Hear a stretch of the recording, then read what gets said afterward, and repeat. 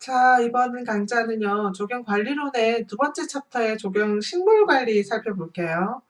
자, 그 조경관리론 중에서도 여러 개 이제 이용자 관리 있었고, 식물관리, 뭐 시설물 관리 여러 가지 있는데, 그 중에서도 식물관리는 굉장히 중요하겠죠, 조경에서. 요거는 구조공학의 시방사하고도 조금 중복되는 면이 있고요. 여기서 살펴봐야 될 일이 굉장히 많이 있는 것 같습니다.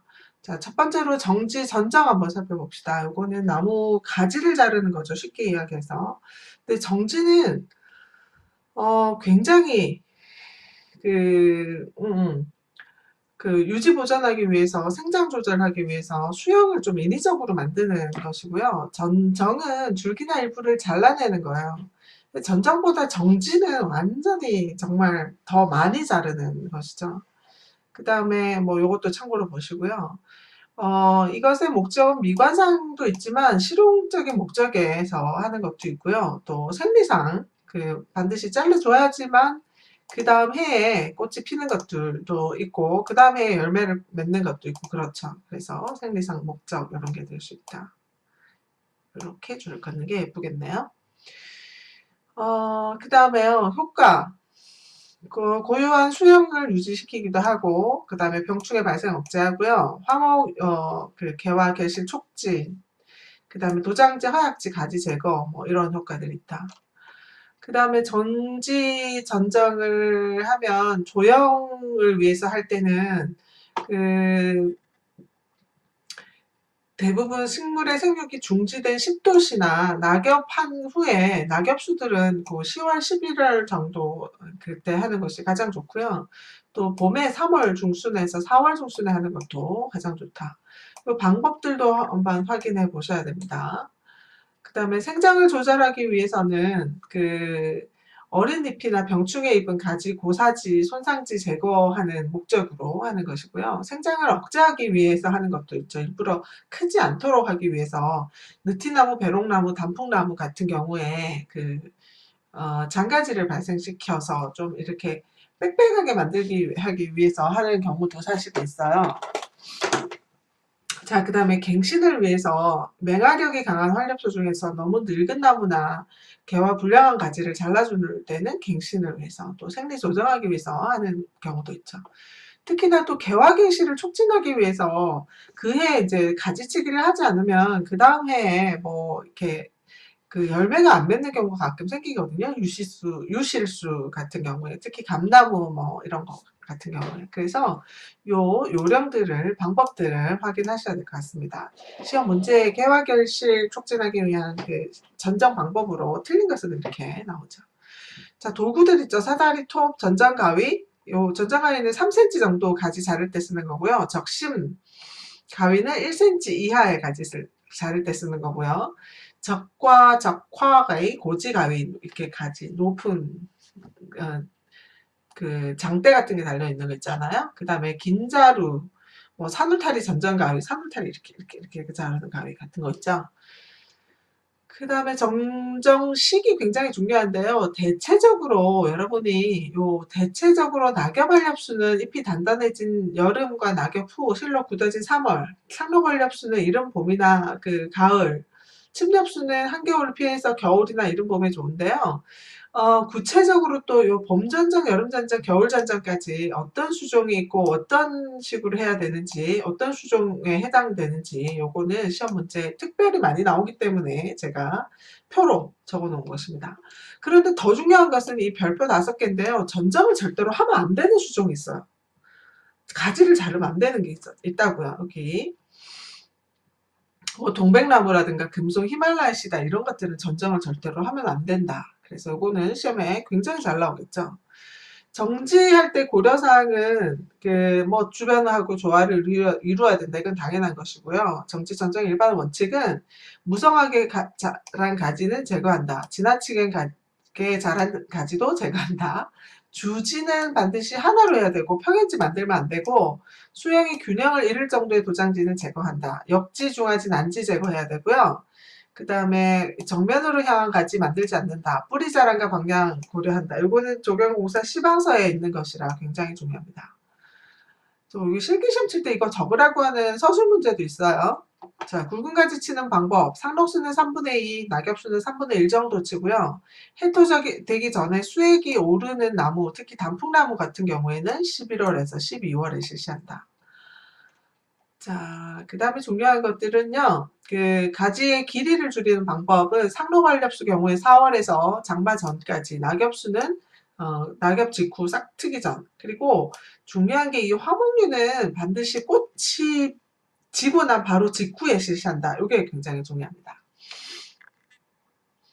그 다음에 또 한 가지는 저가가 있고 적심이 있는데요. 별표 여기 보시면 저가는 눈 지르는 것이고요. 적심은 순 지르는 것이에요. 순을 자르는 것이죠. 그거 잘 확인해야 되고요. 요거는 저가 적심은 상록수는 여름에 하고요. 신장이 빠른 낙엽수는 이른 봄에 하죠. 그 시기 하고요. 그 다음에 잎을 따주는 적엽도 있고 유인도 있고 가지 비틀기 소나무 같은 걸 일부러 막 이렇게 자라게 하기 위해서 이렇게 유인을 하기도 합니다. 그 다음에 아상이라고 해서요. 꽃눈을 형성시키기 위한 것이고 단근은 뿌리를 자르는 것이죠. 요령 확인하세요. 자, 12 이거는 비료를 주는 거예요. 그죠? 영양분을 주는 것인데 토양 비료에서 다량원소가 일단 뭔지부터 보셔야 되고요. 이 다량원소가 어떤 역할을 하는 것이며 결핍되었을 때 특히 활렵수일 때는 어떻게 침렵수일 때는 어떻게 변하고 이것을 보완하기 위해서 시비하는 방법은 뭐다. 표로 딱 되어 있는 것은 항상 시험 문제에도 너무 잘 나오니까요. 잘 공부하셔야 될 것 같습니다. 그 다음에 미량원소는 붕소에서부터 아연까지인데요. 구리, 철, 망간, 몰디브덴, 아연 이런 건데요. 요거는 뭐 다량원소이냐 미량원소이냐 문제 물어보는 문제도 있고요. 여기 미량원소일 때 결핍 현상 특히 뭐 철 같은 거요. 이런 거 최근에 좀 등장하더라고요. 확인하셔야 될 것 같아요. 자, 시비하는 방법은 표토에 시비하는 방법이 있고 토양 내에 시비하는 방법이 있는데 제가 여기 그림을 다 그려놨습니다. 그 형태에 따라서 방사, 윤상, 전면, 대상, 점, 그 다음에 선상 시비 이렇게 그림을 잘 보시면 확인이 가능하시죠. 그 다음에 옆면 시비 최근에 문제도 나오던데요. 이건 희석해서 직접 옆에 잎에 살포하는 것인데 그 미량원소일 때 효과가 좋아요. 그 다음에 링거병 같은 거 다는 그 수간주사법도 있죠. 이거는 노거수에서 굉장히 효과가 좋습니다. 그 다음에 12시기는 기비하고 추비하고 화비가 있는데요. 그 기비는 밑거름이라고 하고요. 추비는 덧거름이라고 하고 속효성이죠. 화비는 꽃을 위해서 식재하는 건데 언제 해야 되는지 요거는 너무 중요하니까요. 시기랑 다 확인하셔야 될 것 같습니다. 자, 제초 풀 뽑는 것이죠. 풀을 없애는 것이죠. 그런데 인력으로 뽑는 건 물리적 제초. 그 다음에 그 약품으로 제거하는 것은 화학적 제초. 이건 좀 비생태적이죠. 어쨌든 그래서 제초제로 이런 것들이 있는데 다음 중 광엽, 경엽 처리제가 아닌 것은 발화전 제초가 아닌 것은 이렇게 나옵니다. 시험에. 그 다음에 제초제는 대체적으로 액제인데요. 기름에 녹여 쓰는 건 유제, 물에 녹는 건 수화제, 그 다음에 약재에 중량제를 넣어서 입자로 조제한 것은 입제 이렇게 되어 있습니다. 요거 입제 뭐 이런 거 시험에 잘 나오더라고 또 의외로요. 자, 관수 물을 주는 건데요. 영구 위저점이 되면 절대로 안 되죠. 영구 위저점 될 때는 벌써 죽어요. 다시 물을 줘도 다시 살 수가 없다. 그 다음에 측정하는 방법도 보셔야 되고요.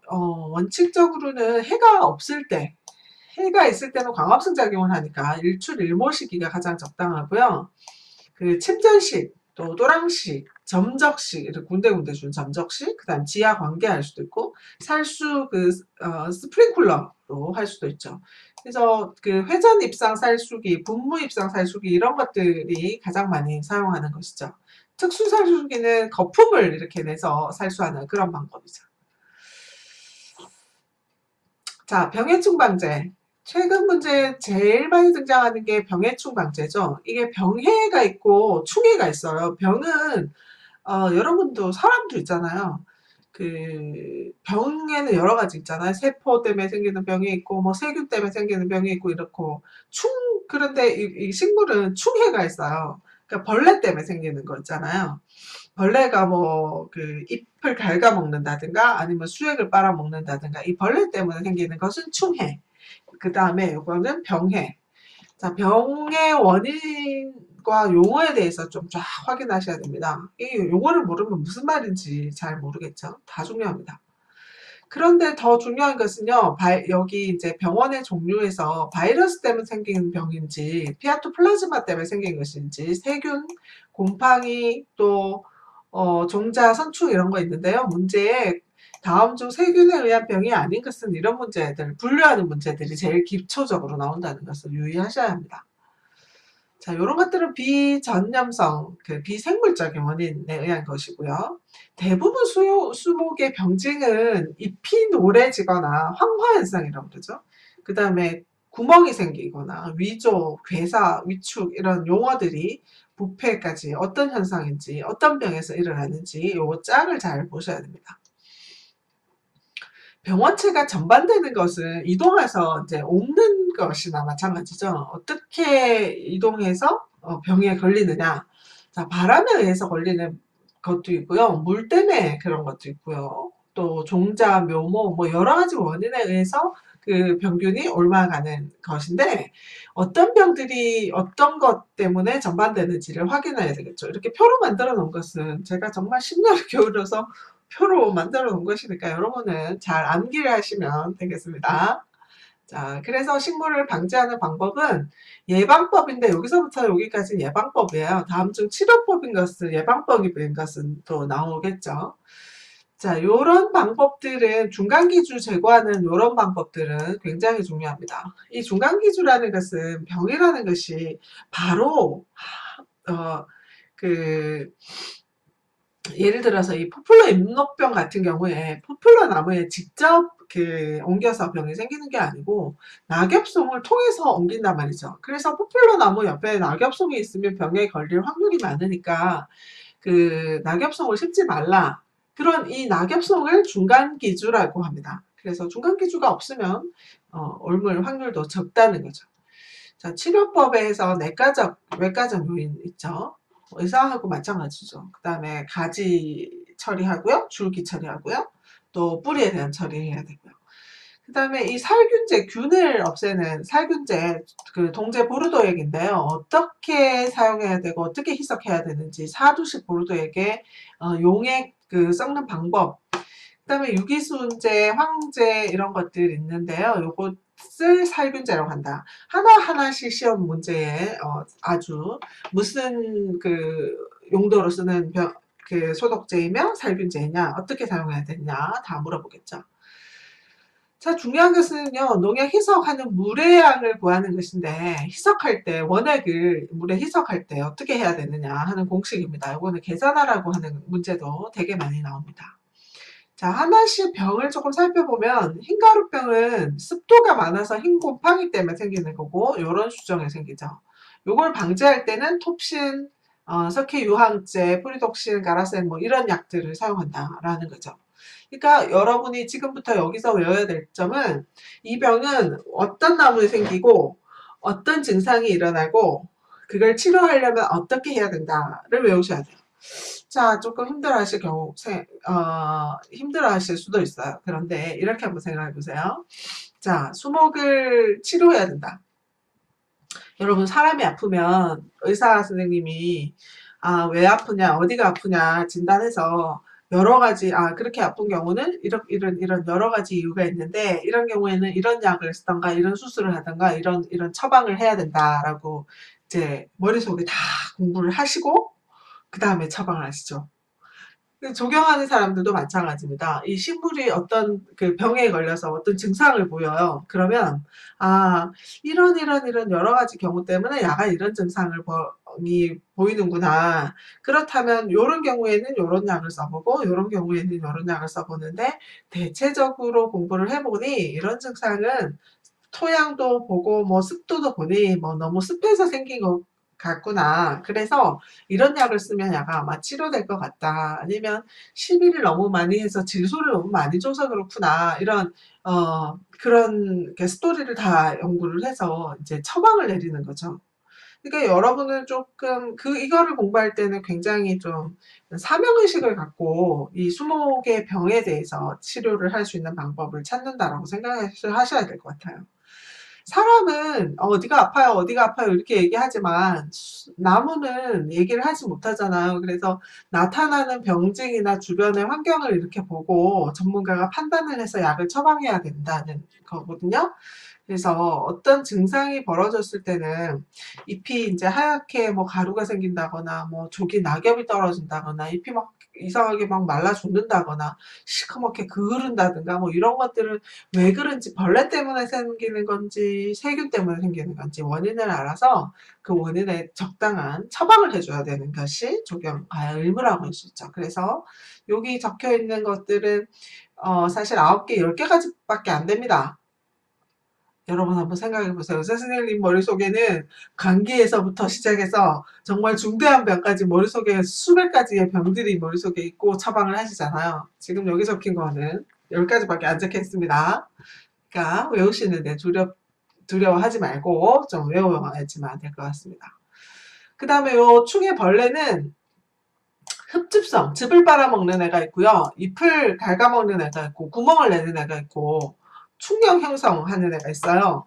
그 다음에 묘포를 해충하는 애가 있고요. 그래서 이 어떤 애들은 즙을 빨아먹는지 어떤 애들은 잎을 먹는지 벌레하고도 관련돼서 공부를 하셔야 될 것 같아요. 그래서 여기 또 흡집성에는 깍지벌레, 응애류 뭐 이런 것들 그리고 살충제를 뭘 줘야 되는지 뭘 어떻게 살충해야 되는지 그거를 이제 공부해야 되겠죠. 특히나 소나무는 3대 해충이 굉장히 중요하죠. 왜냐하면 소나무는 숲이 이렇게 여러 군집을 이루고 있어서 소나무는 해를 입으면 그 산 전체가 막 이렇게 다 번진단 말이죠. 그래서 솔나방이나 소나무좀이나 솔잎 폭발 때문에 생기는 병은 어떻게 치료해야 되는지 여기 잘 확인하셔야 될 것 같습니다. 그 외에 그 흰불나방 또 박쥐나방 같은 것들은 어떻게 유충을 방지하는지 여기 암기하시면 되겠습니다. 자, 녹아수는요, 나무 우물 같은 거 만들던가 상처 치료하던가 공동을 닦아내고 다듬어서 치료하는 데까지, 그 다음에 공동 안에다가 구멍 난 데다가 충전재 넣고요. 얘는 뭐 문화재 같은 그런 나무들, 고목들 있잖아요.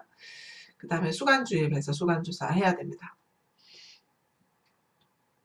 제일 어렵다고 생각하는 항목일 것 같지만요. 여러분이 좀 사명감을 가지고 외운다고 생각하셔야 되지만 조견기사가 될 수 있으시죠. 자, 출제 문제도 굉장히 많습니다. 자, 동해방지는 저온의 해가 있고 고온의 해가 있는데요. 저온일 때는 한상, 동해. 이 한상은 열대식물 같은 애가 0도씨 이하로 떨어지면 입는 피해고, 동해는 진짜 어는 거예요. 그, 뭐지? 그 수간에 있는 즙이 이제 얼어서 생기는 거죠. 그 다음에 만상, 조상, 동상 이런 것들이 있고요. 요거 구분해 하셔야 되고요. 한 해가 생기면 상열, 이렇게 컵쉐이크, 이거는 수선 방향으로, 세로 방향으로 이렇게 갈라져요. 근데 컵쉐이크는 옆으로 이렇게 갈라져요. 컵쉐이크 이렇게요. 반대 방향으로. 그 다음에 상에 옹이가 생기죠. 주로 가지 같은데 옹이가 생기는 요거는 남쪽이나 서쪽에 심겨져 있는 그런 나무에서 많이 발생합니다. 그 다음에 동해에는 초고형, 아고형, 동고형, 반고형 그 형태에 따라서 분류할 수 있고요. 여기까지 지고형까지요. 그 다음에 주로 받는 그 위치, 오목한 지형에 있다거나 또 바람이 없다거나 뭐 이런 거요. 그래서 이 월동 작업을 좀 잘해줘야 되겠죠. 줄기 싸주기부터 뗏밥 주기까지. 뗏밥을 주면 좀 이렇게 온도가 이렇게 보온이 돼서 좋다고 합니다. 자, 월동 방법, 이런 방법들을 하나하나씩 확인하시고요. 고온의 해는 너무 더워서 생기는 것인데, 일소, 요거는 건조 때문에 생기는 해고요. 그 다음에 한해, 요거는 습도, 통풍 불량, 그 다음에 뿌리 거들림, 요거는 뿌리가 이렇게 들어 올라오는 현상이죠. 토양 속에 쑥 들어가거나 수간주위가 땅속으로 움푹 들어가면 뿌리가 변형한 그런 현상을 보이는 것이죠. 그다음에 피소는 그 서편에 주로 위치해서 태양 광선의 직사광선을 받아서 입은 피해를 그 피소라고 합니다. 그래서 이런 한 해는 관수를 잘해야 되고요. 이른 봄에서 6월이 가장 심하죠. 갈아엎기, 또 퇴비, 차광, 이런 수피 감기까지 잘 관리를 해주면 되겠습니다. 기타 실내 식물에서는요, 온도를 잘 조절해야 되고, 특히 습도. 실내에서는 식물은 굉장히 건조하단 말이죠. 그래서 분수, 그 다음에 배수, 그 배수층, 자갈층을 잘 만들어주고요. 그 다음에 관리해서 직접 식물 발견 즉시 빨리 조속하게 처리할 것. 자, 그 다음에 중요한 것은 여기 이제 잔디 관리가 별표가 5개인데요. 자, 사용 용도에 따라서 요런 관리를 해야 된다. 물에 잠길 우려가 있는 곳, 톨페스큐, 버뮤다 글라스. 또 염해가 심한 곳, 톨페스큐, 버뮤다 글라스, 조지아 글라스. 이렇게 시험 문제에 딱딱 나오는 것을 제가 정리해 놓은 거예요. 자, 잔디는 종자로 번식할 수도 있고 영양 번식할 수도 있는데 요거 영양 번식은 주로 떼짱 이야기죠. 근데 요건 비용이 좀 많이 들고 요 종자는 비용은 적지만 그 피복하는데 시간이 좀 걸리는 거죠. 자, 잔디 토양 상태, 좋은 상태. 그 다음에 관수시 깊이 한 번에 25에서 35, 늦은 오후에 주고요. 잔디 깎을 때는 요거 굉장히 중요합니다. 잔디 깎기. 유의사항. 자, 너무 길게 자란 가지는 예초기로 자르면 안 되고, 처음에는 높게 조금 해서 점점 차츰차츰 짧게 해야 된다. 물이 있으면 절대로 안 깎이니까 조심해야 되고요. 잔디 깎는 높이 요거 시험에 잘 등장하는 높이라서 제가 적어 놓은 것입니다. 그 다음에 잔디를 제초할 때는 인력으로 제초할 수도 있지만 화학적으로 방제할 수도 있죠.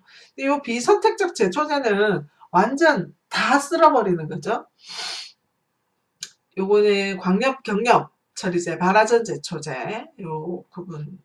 그 다음에 잔디 깎는 기계들 이렇게 있는데요. 그 잔디가 어떤 잔디 밭이냐에 따라서 기계를 다 이제 종류별로 잘 선택해야 되죠. 주로 골프장 같은 경우에는 깽모어라고 이렇게 기계로 이렇게 쭉 가면서 집 차에다가 달아서 쓰는 그런 기계를 쓰죠. 잔디에 사용하는 비료, 속효성, 완효성 비료 확인하시고요. 잔디 시비는 언제 한다? 그 다음에 시비량은 어떻게 한다? 요거 중요합니다. 그 다음에 잔디에 객토하는 흙을 덮어주는 걸 떼밥 준다고 하는데요. 이 떼밥은 언제 줘야 되고 효과는 어떻고 방법은 어떻고 요거는 시험 문제에도 되게 잘 나오고 말을 이렇게 조금 바꿔놓더라고요. 그거 잘 확인하셔야 될 것 같아요. 그 다음에 기타 재배, 잔디 재배할 때 관리하는 게 코어 에어레이징 해서 여기 이제 통기 작업, 구멍을 이렇게 좀 뚫어주는 거예요. 그 다음에 슬라이싱 해서 칼로 베어주거나, 스파이킹 해서 못으로 구멍을 뚫거나, 버티컬 모잉, 롤링, 그 다음에 탑 드레싱, 배토 같은 이런 것들을 기타, 잡초, 재배, 관리 방법이라 할 수 있죠. 그 다음에 잔디 병충해 방제 한번 볼까요? 잔디 병충해는 특히나 요것도 시험에 잘 나오겠죠. 고온병 있고 저온병 있는데 요거 구분하는 것도 중요하고요. 요건 한국 잔디에서 주로 많이 발생하는 병이죠. 병증, 원인, 방제 방법 확인하시고요. 서양 잔디에도 고온 때문에 생긴 병이 있고 저온 때문에 생긴 병이 있죠. 그 다음에 초화주 관리에서는요. 토양 계량제 선택을 잘해야 되고 토양 배합을 어떻게 해야 되는지 확인하셔야 될 것 같아요. 12. 월동. 어떻게 해서 월동할 수 있느냐. 그 다음에 병충해 방제해야 되고요.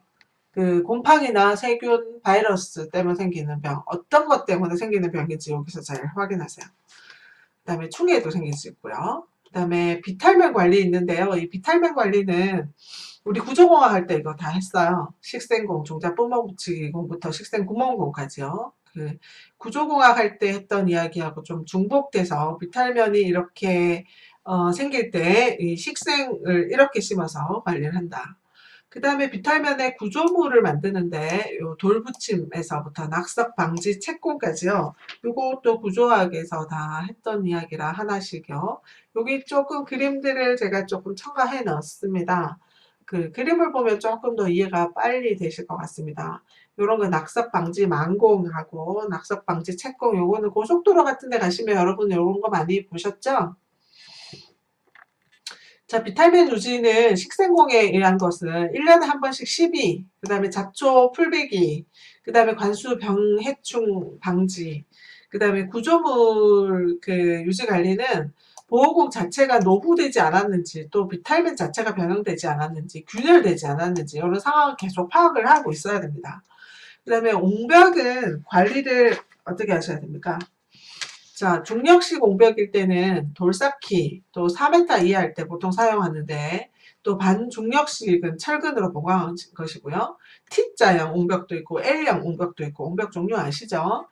자, 부벽식부터 돌쌓기 옹벽까지 있는데, 옹벽은 구조에 따라서 이렇게 구분하고요. 재료에 따라서 이렇게 구분한답니다. 자, 요 그림을 조금 확인하시면 굉장히 좋죠. 중력식, 반중력식, 철근이 들어있죠. 역티, L형, 부벽식, 지지벽, 그 다음에 특수옹벽 이렇게요. 자, 보수 유지 관리 어떻게 하냐면 석축 돌로 만든 옹벽은 균열이나 구멍 또 옆으로 넘어지려고 할 때 토합을 잘 측정해가지고 그 성토를 잘 해줘야 되겠죠. 그래서 옆으로 넘어질 우려가 있을 때는 PC 앵커 공법 이렇게 앵커를 박아요.